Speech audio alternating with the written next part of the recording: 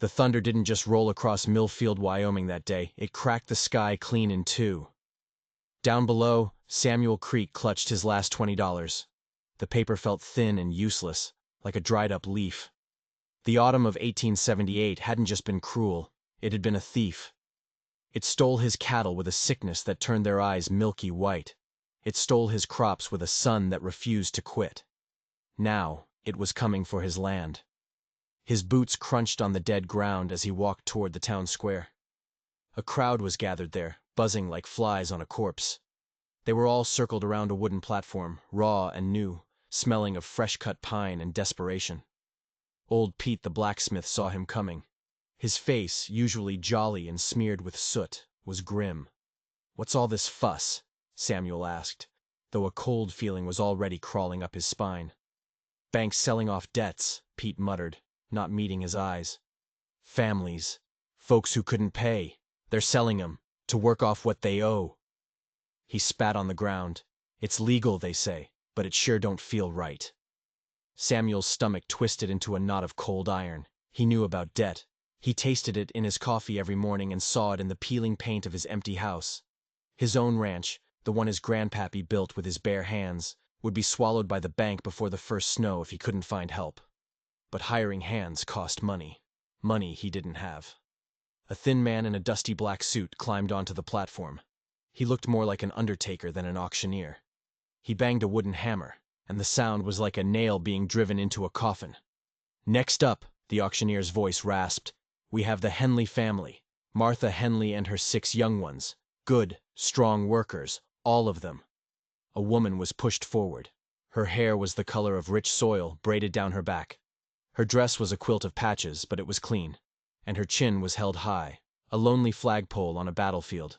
Her eyes were red, but they weren't broken. Behind her, like a string of little ghosts, came the children. A tall boy, maybe 14, his face a mask of fury.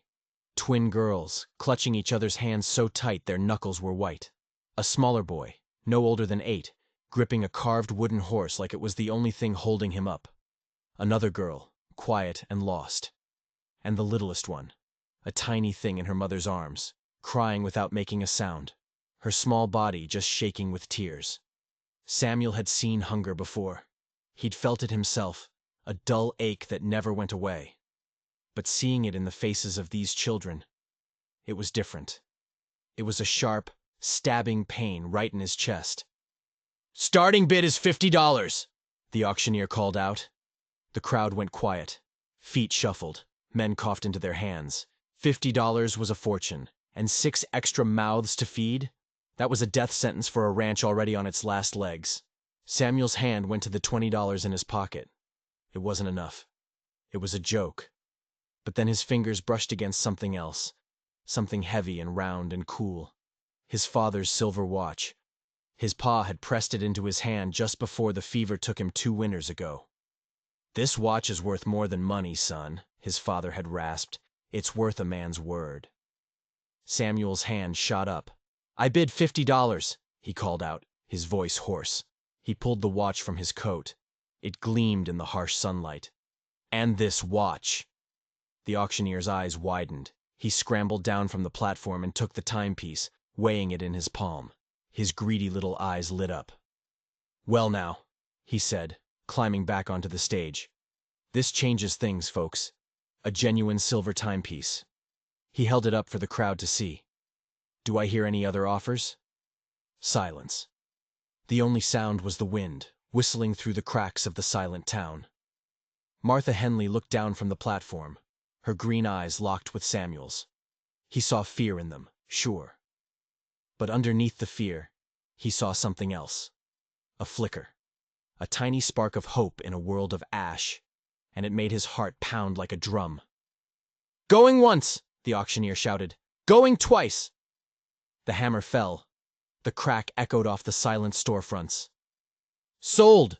To Samuel Creek!" The crowd started to drift away, muttering amongst themselves, not looking him in the eye. Samuel stood frozen, the sudden owner of 7 human beings. He looked at the woman and her 6 children, staring down at him from that cursed platform. And a terrifying thought washed over him. What in God's name had he just done? The wagon wheels groaned like they were in pain. Every squeak, every rattle, echoed the silence inside the wagon bed. Martha Henley sat beside Samuel on the wooden seat, her back as straight and unforgiving as a fence post. The 6 children were huddled in the back, a small island of misery in a sea of dust. No one had said a word since they left Millfield. The only sound was the wind and those screaming wheels. Samuel cleared his throat. The sound was loud in the quiet. "My place isn't fancy," he said, his eyes fixed on his horse's ears. "But the roof doesn't leak, and the well has good water." "We don't need fancy," Martha replied. Her voice was as cold and sharp as a shard of ice. "We just need honest work, and a place to sleep." Suddenly, the oldest boy, Daniel, jumped to his feet in the rattling wagon. His face was blotchy with rage. "Ma, why'd you let him buy us? Like we're cattle." "Sit down, Daniel," Martha said, her voice low but firm. "You'll fall out." "I don't care if I fall out." The boy's voice cracked, thick with tears he refused to shed. "Pa would never have let this happen. He would have fought." Samuel pulled the horses to a gentle stop. The dust settled around them. He turned on the seat and looked at the boy. Daniel's eyes were blazing with a fire that was part grief, part fury. "Your pa was a good man, son," Samuel said quietly. "I'm sure he was. But sometimes good men die too young, and the people they love have to make hard choices to survive." "You don't know nothin' about my pa," Daniel shot back, his fists clenched. "You're right, I don't," Samuel agreed, his voice soft. "But I know about losing people. The fever took my ma and pa both, 2 years back. This ranch, it's been empty ever since.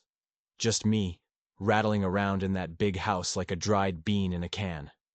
He didn't know why he told them that. Maybe to let the boy know he wasn't the only one who'd lost someone. One of the twin girls, the one with the slightly chipped front tooth, spoke up for the first time. Her voice was a tiny whisper. "What's your ranch called, mister?" "Creek's Ranch," Samuel answered. "Been in my family since my grandpappy built it back in '52. The littlest girl, the one who had cried through the whole auction, had finally stopped. She peeked at Samuel from behind her mother's arm, her eyes a startling blue. "Do you have any animals?" she asked. A ghost of a smile touched Samuel's lips. "Got 12 cattle left, a handful of chickens, and an old horse named Buster, who's just too stubborn to die." The child almost smiled back. They started moving again. Martha leaned a little closer, her voice so low only he could hear it. "The children. They don't understand. We had no choice. The bank took our farm after my husband, after he passed. We've been living in the wagon for 2 weeks." Samuel nodded, his eyes on the road ahead. "Lot of folks lost everything this year. This drought's been a plague on everyone." "Not everyone gets sold like livestock," Martha said, and the bitterness was back in her voice. "No," Samuel agreed quietly. "But maybe some folks get lucky and find a second chance right when they need it most." They reached the top of Willow Hill, and Samuel's ranch spread out below them. The 2-story house looked tired, its paint peeling like sunburnt skin. The barn door hung crooked on one hinge. But the land was good. It stretched out, green and wide, under the afternoon sun. It was a place a man could build a life. But Samuel wasn't looking at the house, or the barn, or the land. His gaze was fixed on something else, something that made his blood run cold. 3 riders, sitting on their horses near his front porch, just waiting. And he knew, deep in his bones, they weren't there to welcome him home. The wagon hit a deep rut with a sickening crunch. The jolt sent little Lucy tumbling, and she grabbed onto her mother's skirt with a small cry. Samuel pulled the horses to a halt and jumped down. A wheel spoke was shattered, sticking out like a broken bone. "How bad is it?" Martha asked. Her voice was tight. Above them, the sky had turned the color of a bruise. Samuel ran a hand over the splintered wood. "Bad enough. We'll have to walk the rest of the way. He looked up at the gathering storm clouds. And this storm's coming on fast. Daniel, the oldest boy, didn't wait to be told. He hopped down from the wagon bed. I can help carry things, sir. The word sir hit Samuel in the gut. These kids had learned to be cautious, to be respectful to a fault. They'd learned it the hard way. Just call me Samuel, he said, trying to keep his voice gentle as they began unloading their few meager belongings from the wagon. The first fat drops of rain began to fall, hitting the dusty ground with little puffs of smoke. Samuel hefted the youngest girl, Lucy, onto his shoulders. Martha took 6-year-old Emma's hand. The twins, Rose and Ruth, stuck together like they were two halves of the same person, whispering secrets to each other. 8-year-old Tommy clutched his worn wooden horse to his chest as if it were a shield. The rain came down harder, turning the world into a gray, blurry mess. There, Samuel pointed through the downpour. A faint, yellow light glowed in the distance. That's home. But as they got closer, the knot in Samuel's stomach tightened into a cold, hard stone. The front door of his house was swinging wide open, banging against the frame in the rising wind. Someone had been inside his home. Stay behind me, he whispered to Martha. His hand went instinctively to the rifle slung over his back. He could feel the cold metal even through his wet shirt. They crept onto the porch, rain dripping from their hair and clothes, making dark pools on the wooden planks. Samuel put his hand on the open door and pushed it wider. The inside was chaos. Furniture was overturned. His mother's rocking chair lay on its side, splintered. Papers from his desk were scattered across the floor like dead leaves. Broken dishes, the ones his ma had brought all the way from Ohio, were shattered in the hearth. Who would do this? Martha breathed, her hand flying to her mouth. Samuel's jaw clenched so hard his teeth ached. He bent down and picked up a piece of paper from the floor. It wasn't one of his. The letters were thick and angry, scrawled in charcoal. Get rid of them. Or else.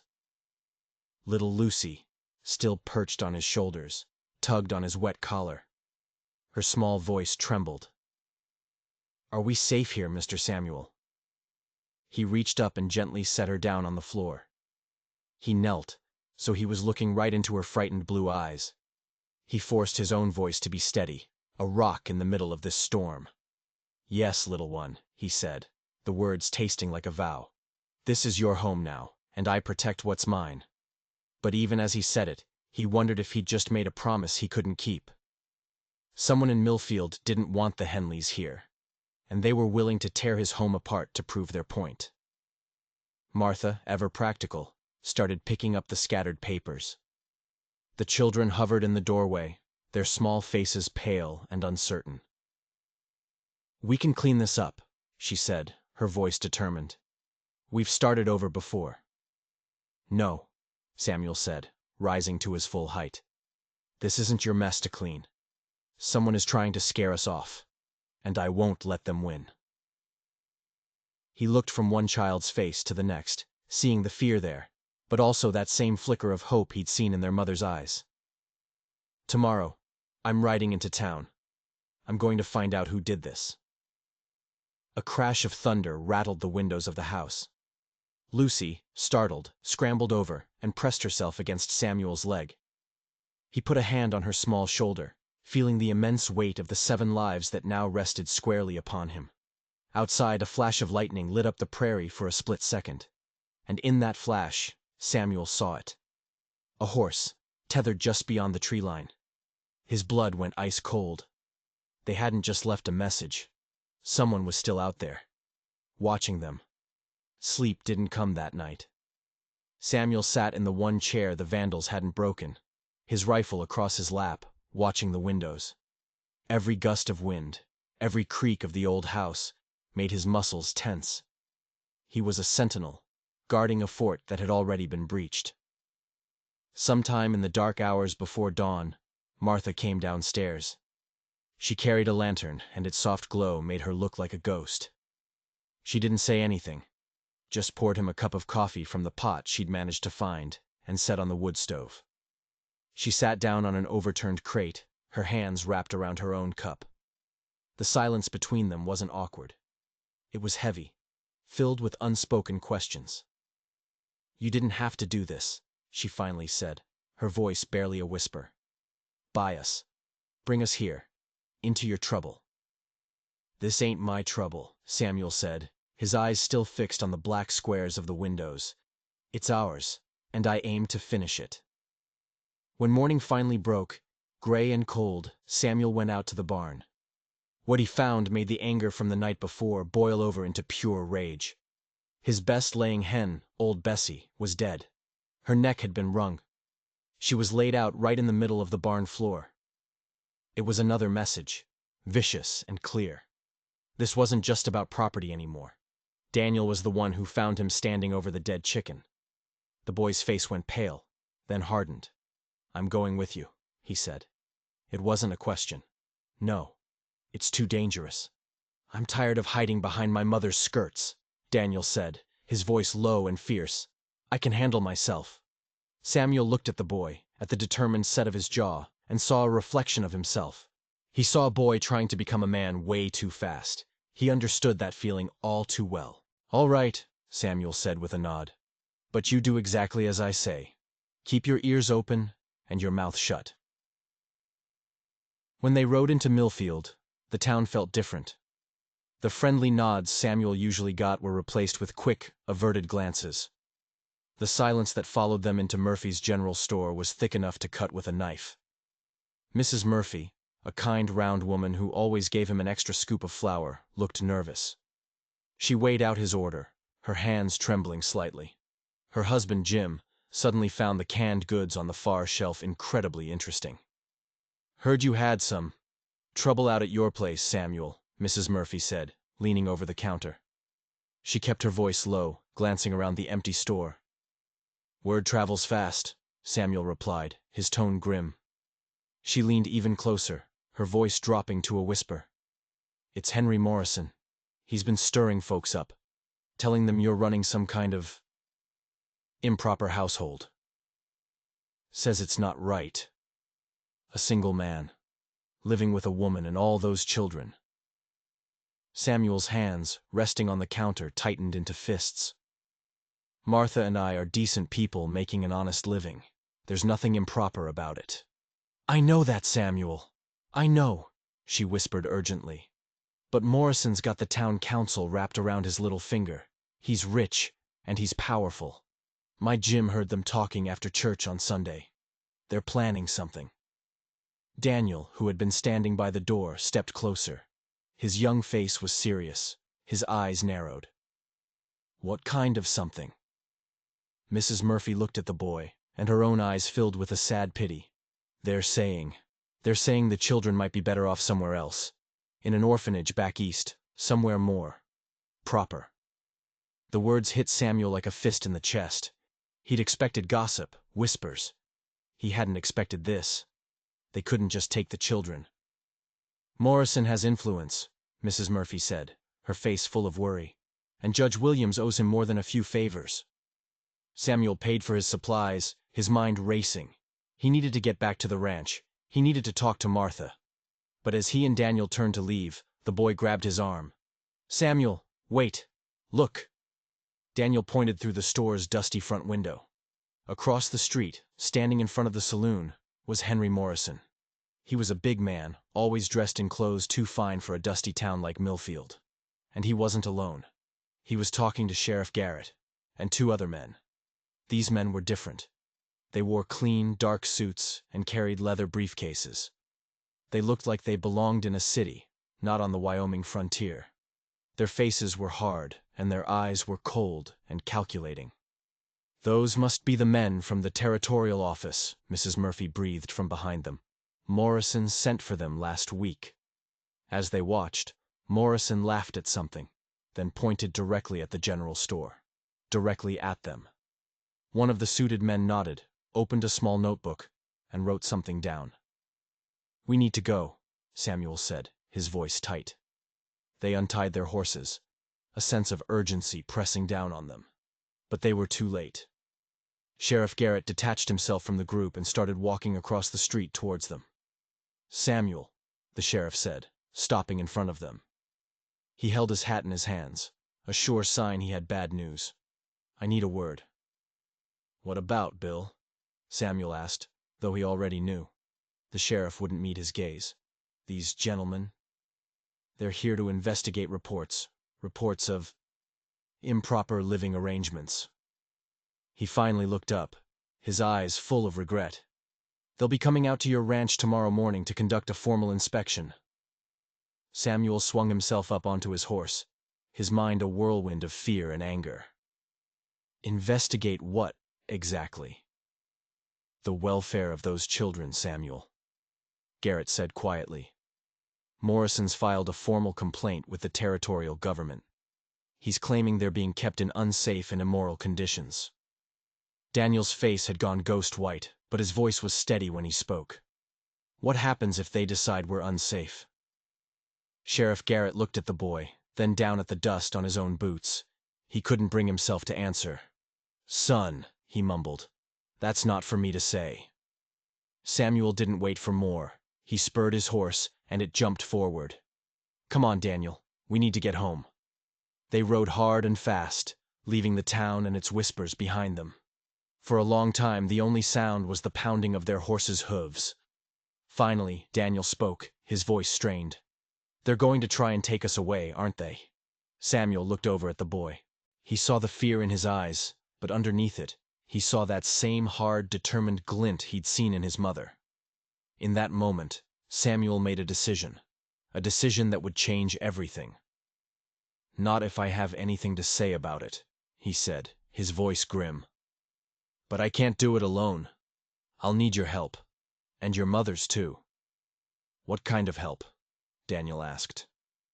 A small, grim smile touched Samuel's lips. "The kind that might just get us all thrown in jail." He looked his new son square in the eye. "Are you willing to fight for your family?"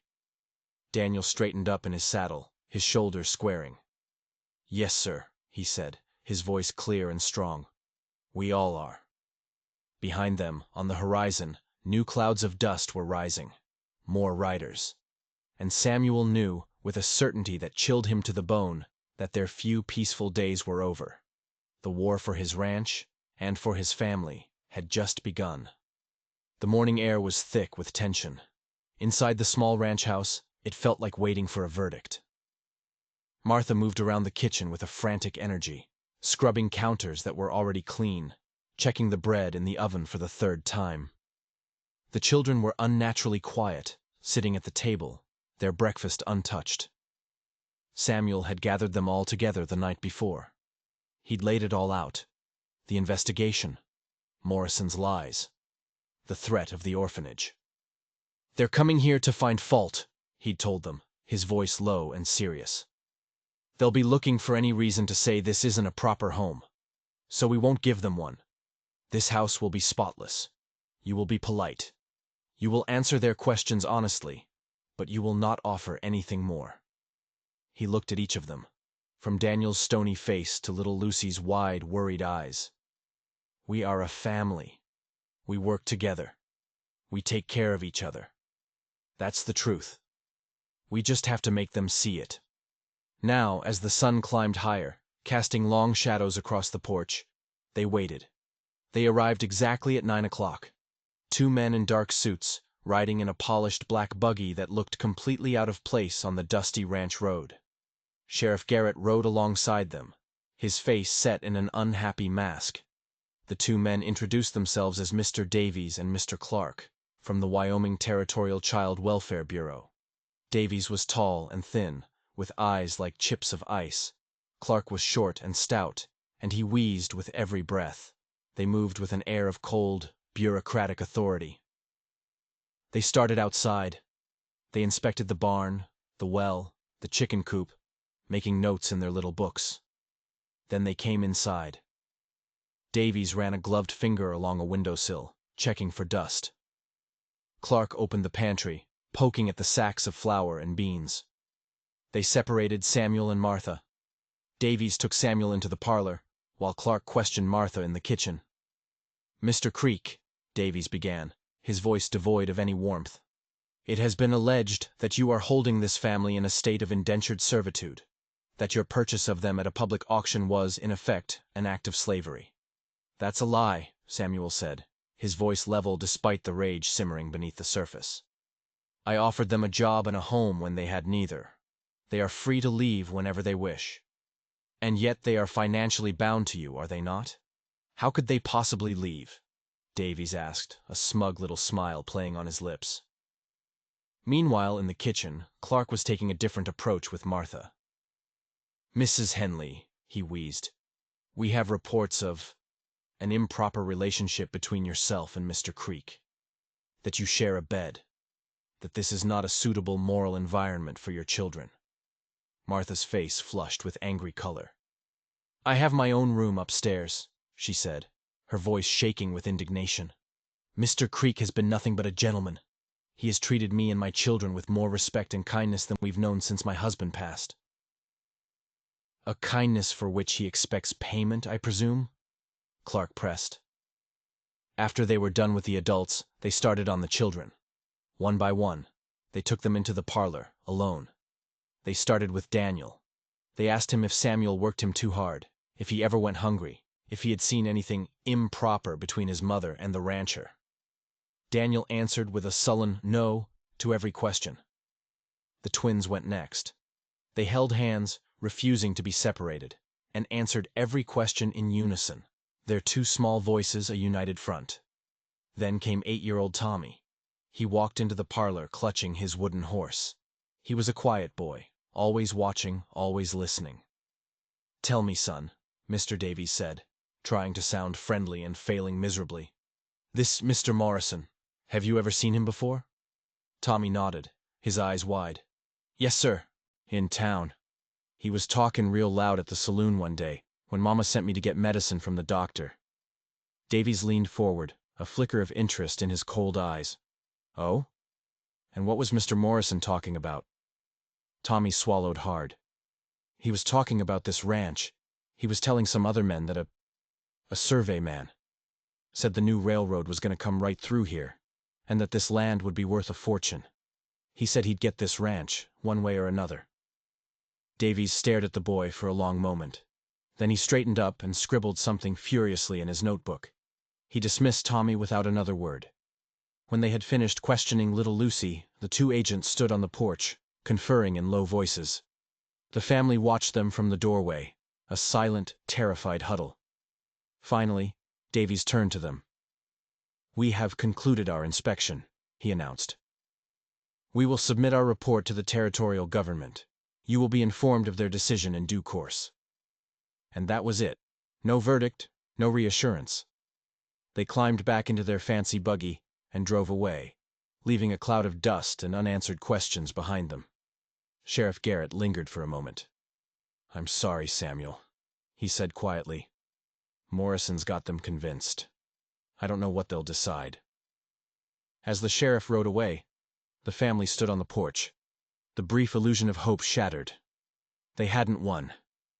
They had just survived the first attack. They had no idea what the agents would write in their report.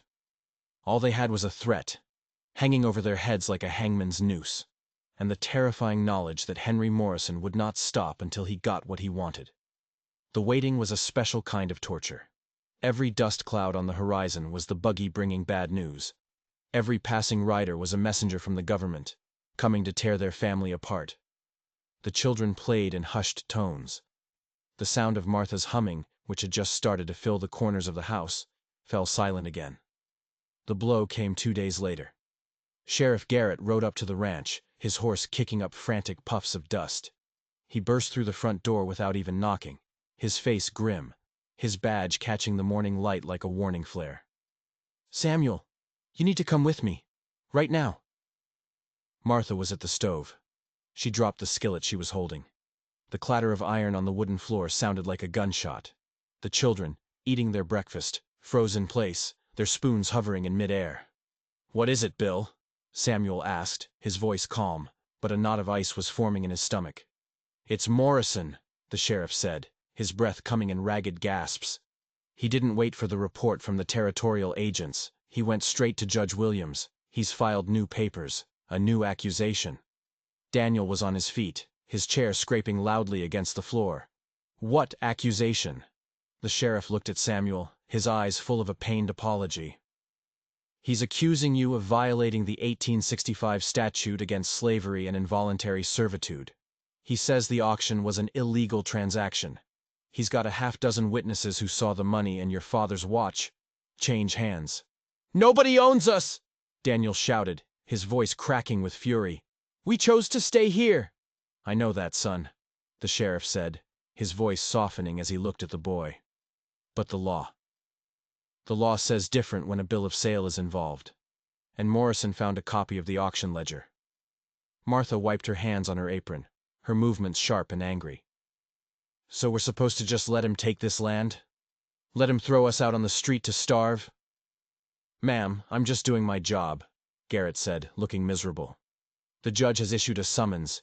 He wants to see all of you in his chambers, by noon today."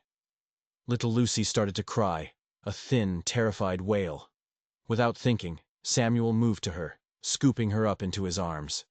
She buried her face in his shoulder, her small body trembling. The gesture felt as natural as breathing, a simple act of comfort. But out of the corner of his eye, he saw Sheriff Garrett watching them. Saw the pity, and the doubt, mix in the man's expression. "There's more," the sheriff said, his voice dropping even lower. "It's not just the slavery charge. Morrison is claiming you bought Martha not as a worker, but as a wife. He's saying it's indecent. An unmarried woman, living under your roof with all these children. He's using it as leverage for the custody claim." The words were like a physical blow. Samuel had been so focused on providing, on protecting, he hadn't fully considered how twisted things could look from the outside. "That's a vile lie," Martha said, her cheeks burning with a mixture of shame and rage. "I have my own room. Mr. Creek has been nothing but respectful." "I believe you, ma'am, I do," the sheriff insisted. "But Morrison's got half the town council believing his version of the story. They're talking about an emergency order, to take the children and put them in that orphanage in Cheyenne, for their own moral safety." The kitchen was deathly silent, broken only by Lucy's muffled sobs against Samuel's shirt. He felt something rise up in his chest, a fierce, protective rage so powerful it almost choked him. It was the feeling of a father bear, seeing his cubs threatened. "What do we need to do?" he asked, his voice dangerously quiet. Sheriff Garrett shifted his weight, looking deeply uncomfortable. "Judge Williams is a fair man most days, but he's also up for re-election next year, if public opinion turns hard against you." "Then we change public opinion," Martha said, her voice ringing with a sudden steely resolve. "We go to that courthouse, and we tell our story, the truth of it." Samuel gently set Lucy down. He walked to the window and looked out across his land, and his heart stopped. In the distance, a line of riders was approaching, too many for a friendly visit. At the head of them, sitting tall on a fine black stallion, was Henry Morrison. He wasn't waiting for the judge's decision. "Sheriff," Samuel said, his voice flat and cold, "how much time do we have until noon?" "Like I said, the judge is expecting." Samuel shook his head, never taking his eyes off the approaching riders. "I mean, how much time do we have before those men out there decide to take matters into their own hands?" Sheriff Garrett followed his gaze. He looked out the window, and a string of curses escaped from under his breath. "Not nearly enough," he whispered. The riders stopped just outside the fence line, a deliberate, calculated distance, close enough to be a threat, but just far enough to avoid a trespassing charge. Henry Morrison sat on his horse like a king surveying a kingdom he already owned. Flanking him were 6 men Samuel recognized from town, men who worked for Morrison or owed him money, men who would do whatever he told them to. "Samuel Creek," Morrison's voice boomed across the yard, arrogant and self-assured. "The time for games is over. Time to discuss the terms of your surrender." Samuel stepped out onto his porch. Martha was right beside him. He'd told her to stay inside with the children, but she had refused. "This is my fight too," she'd said, her green eyes flashing. Through the front window, Samuel could see the children, their faces pressed against the glass, pale but resolute. "We've got nothing to discuss, Morrison," Samuel called back, his hands hanging loose at his sides. consciously keeping them away from the pistol holstered on his hip. "Oh, I think we do," Morrison sneered. "See, I've been talking to the good people of Millfield, and they are mighty concerned. Concerned about the, moral situation you've got going on here." Martha stepped forward, her small frame radiating defiance. "There is nothing immoral about honest work and a place to call home." Morrison let out a cruel laugh that carried on the morning air. "Honest work? You were sold at auction, woman. Bought and paid for like a head of cattle." Before Samuel could stop him, Daniel burst out onto the porch, his young face a thundercloud of rage. "She's not property. None of us are." "Boy's got spirit," one of Morrison's men grunted with a smirk. "Shame he doesn't know his place." Samuel felt his hand drift towards his gun, but Martha's fingers wrapped around his wrist, a small, firm anchor. She was right. Violence would only prove Morrison's lies. It would be playing right into his hands. "What do you want, Henry?" Samuel asked, his voice tight.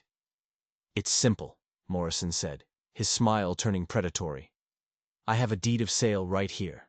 You sign your ranch over to me. In return, I'll drop all the charges. I'll even pay for this.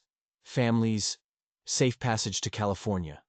There's work out there, for people willing to do it." "And if I refuse?" Morrison's smile vanished, replaced by a look of cold triumph. "Well, then I expect Judge Williams will find it very interesting to hear about that little poker game last month. The one at the saloon. The one where you bet your last calf against my marker for your debt. The one where you risked this family's future on a single hand of cards." Samuel's blood turned to ice. It was true. A month ago, desperate for cash to buy seed, he'd sat at Morrison's table. He'd lost. Morrison had been holding the debt over his head ever since. But he never thought he'd use it like this, use it to poison Martha against him. "You're bluffing," Martha said. But Samuel could hear the tremor of doubt in her voice. "Am I?" Morrison's eyes gleamed with malice as he looked past Samuel, directly at her. "Ask him, Mrs. Henley. Ask your great protector if he gambled with your lives. Ask him if he sat at my table and bet the very roof over your heads on the turn of a card. He didn't buy you to save you. He bought you to work off a debt he already owed me." The words struck Martha like a physical blow. Samuel saw the trust they had so carefully built over the last few months begin to crack, to crumble into dust. He saw the doubt cloud her eyes.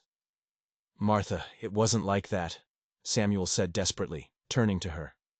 "I was trying to win enough to hire proper hands, to get us through the winter. I was trying to protect you." But his words sounded weak, hollow, even to his own ears.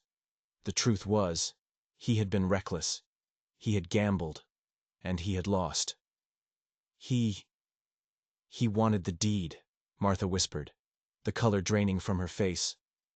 "Not just money." Morrison sensed the weakness, like a wolf smells blood. "I'm offering you and your children real freedom, Mrs. Henley," he called out, his voice dripping with false sincerity. "Not dependence on a man who sees you as just another wager in a card game." The morning sun beat down, heating the tension between the two groups until it felt like it could explode. Samuel could feel his world, this fragile, beautiful world he had just begun to build, slipping through his fingers like sand. And then, a small voice cut through the suffocating standoff. It was little Lucy, her face still pressed against the window pane. Her voice was clear and strong, and carried across the yard with the simple power of a child's truth. "Mama," she called out, "why is that mean man lying about Papa Sam? Papa Sam." The two words hung in the air, a shield and a sword.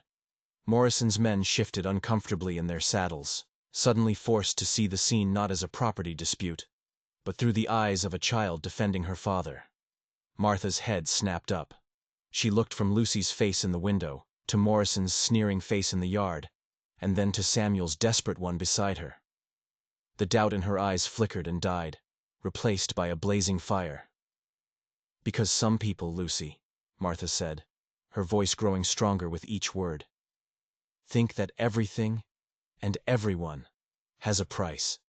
They think a family can be bought and sold and threatened." She took a step closer to Samuel, her hand finding his, her fingers lacing through his own. But they're wrong. She looked directly at Morrison, her gaze unwavering. This man may have paid money at that auction, but what he gave us was hope. What we gave him was a home, and no amount of land or gold can ever buy that. Morrison's face contorted with rage. His plan had backfired. He had tried to divide them, and had only succeeded in forging their bond into something stronger than steel. "You've got 1 hour to decide, Creek," he roared, pulling his horse's rein so hard the animal reared up. "You sign that deed, or I'm coming back with the sheriff and a court order for those children. 1 hour." As Morrison and his men wheeled their horses around and galloped away, Samuel stood on his porch, Martha's hand held tight in his. He looked at his house, at the faces of the children in the window, at the woman standing beside him. The real battle wasn't with Morrison's thugs or government agents. It had just been fought, right here on this porch, and they had won. But the war was far from over, and as the dust settled, Samuel knew there was only one way to end it for good. He had to go back to where it all began. He had to beat Henry Morrison at his own game. The clock on the saloon wall ticked with agonizing slowness. midnight. The air inside was thick with cigar smoke and the smell of cheap whiskey. It was a place for lost men and bad decisions. Samuel pushed through the swinging doors, and the room went quiet. Henry Morrison sat at the center table, a stack of chips and coins piled in front of him like a fortress. He was surrounded by his usual cronies. When he saw Samuel, a slow, greasy smile spread across his face. "Well, well, look what the cat dragged in," Morrison said, his voice loud enough for the whole room to hear. "Come to sign the papers, Creek? Finally seen the light?" Samuel walked straight to the table. He didn't say a word. He just reached into his coat and pulled out his father's silver watch. He placed it on the green felt of the poker table. It lay there, gleaming under the yellow lamplight, a circle of honor in a den of thieves. "I came to play," Samuel said, his voice as steady as a rock. A murmur went through the room. Everyone knew Samuel Creek was broke, but they also knew that watch. It was a legend in Millfield, a piece of craftsmanship from back east, worth more than most of them made in a year. Morrison's eyes fixed on the watch, his greed a palpable thing. "You've got nothing to bet with, Creek. That watch wouldn't cover half of what you owe me." "Then we'll play for something else," Samuel said, pulling out a chair and sitting down. "One game. Winner take all." "All of what?" Morrison sneered. "If I win," Samuel said, his eyes locking with Morrison's, "you tear up the marker for my debt. You drop the complaints with the judge. You leave me and my family alone, forever." "And if I win?" Morrison asked, leaning forward, his eyes glinting. "If you win," Samuel said, and his voice never wavered, "you get the watch, and you get the deed to my ranch." The room was so quiet you could hear a man breathe across the room. This was more than a card game. This was a man betting his entire world. Morrison licked his lips. The ranch was what he wanted. The watch was a bonus. The public humiliation of Samuel Creek was the sweet dessert. He couldn't lose. "What about the woman and her brats?" Morrison asked, a cruel twist to his lips. "They're my family," Samuel said, the words simple and hard as nails. "They go where I go." "All right, Creek," Morrison chuckled. "You've got a game. Dealer. Cards." The dealer was a man named Slim, one of Morrison's hired hands. His fingers were long and unnaturally quick as he shuffled the deck. The cards whispered against each other, a sound like dry leaves skittering across a grave. Samuel didn't watch the cards. He thought about Martha. He pictured her face, the way her eyes crinkled at the corners when one of the children said something funny. He thought about Daniel, working beside him in the fields, his shoulders straining with effort, trying so hard to be the man of the family. He thought about Lucy, her small hand in his, calling him Papa Sam. He wasn't just playing for land. He was playing for them. The dealer slid the cards across the table. Samuel picked his up. He kept his face a perfect mask of stone, but inside, his heart hammered against his ribs. 3 queens. The queen of hearts, the queen of diamonds, the queen of spades. A beautiful, powerful hand. A winning hand. The betting began. Morrison, confident and arrogant, pushed a large stack of chips into the center of the table. Samuel pushed his father's watch forward. "I see your bet," Morrison said with a smirk, "and I raise you." He slid the marker for Samuel's debt into the pot. The entire debt. "I call," Samuel said, his voice quiet. The moment of truth had arrived. The entire saloon seemed to be holding its breath. "Show your cards, gentlemen," the dealer rasped. Morrison proudly fanned his cards out on the table. 2 pairs, kings and jacks, a strong hand, a very strong hand. He grinned, already tasting victory. Read 'em and weep, Creek. Samuel didn't say a word. He slowly, deliberately placed his cards on the table, one by one. The Queen of Hearts. The Queen of Diamonds. The Queen of Spades. A gasp went through the room. Morrison's face went from red to white in a heartbeat. He stared at the 3 queens as if they were 3 ghosts come back to haunt him. He had been so sure, so arrogant. "Well," Morrison finally choked out, his voice a strangled whisper. It seems luck is on your side tonight, Creek." Samuel reached across the table. He picked up the debt marker. He looked Morrison dead in the eye. And then he tore the paper into small, satisfying pieces. He let them flutter down onto the felt like bitter snow. Then he stood up, picked up his father's watch, and walked out of the saloon without a backward glance. Outside, the night air was cool and clean. The stars in the Wyoming sky seemed to burn with a new, fierce brightness. He had walked into that saloon with nothing but a memory in his pocket. He was walking out with a future. He hadn't gambled on a hand of cards. He had gambled on the idea that a family wasn't something you were born into, but something you built. Something you fought for.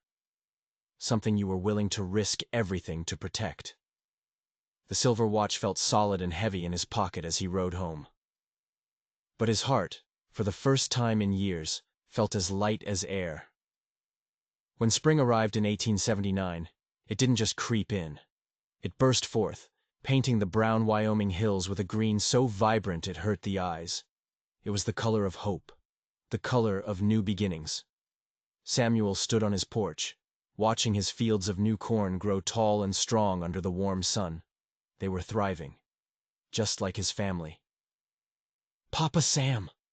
Papa Sam!"